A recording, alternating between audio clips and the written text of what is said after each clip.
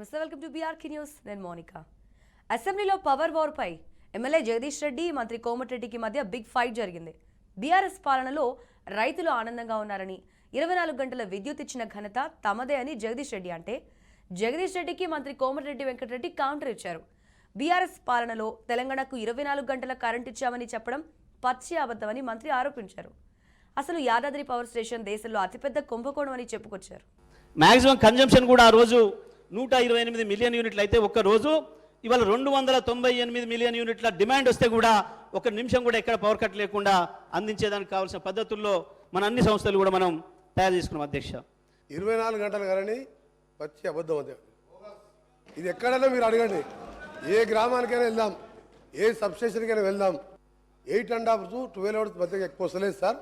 గత 10 సంవత్సరాలు ఇదే వస్తుందని చెప్పి లాగ్ బుక్ నాకు ఇస్తే మొత్తం చెక్ చేసి ఆయన స్టేట్మెంట్ కూడా రికార్డ్ చేయించిన. రేపించిన తర్వాత 4 గంటలు, నేను 1 గంటలకు చెక్ చేపిస్తే 5 వరకల్లా తెలంగాణ స్టేట్లో ఉన్న సబ్స్టేషన్లో ఉన్న అన్ని లాగ్ బుక్స్ హైదరాబాద్కి వచ్చినాయి.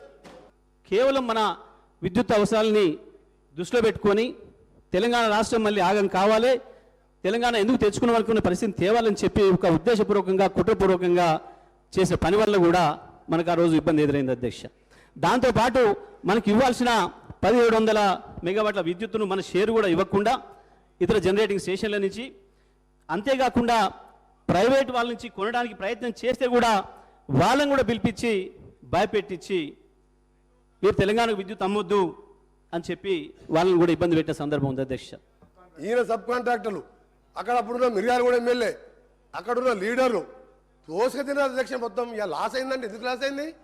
ఇవన్నీ రికార్డు చెప్తున్నా, నేను అబద్ధాలు చెప్తలేను.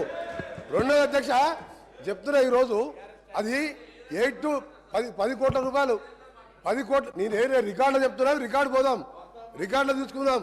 మీరు టెండర్ పెట్టకుండా ఇచ్చుడే పెద్ద స్కామ్ అది.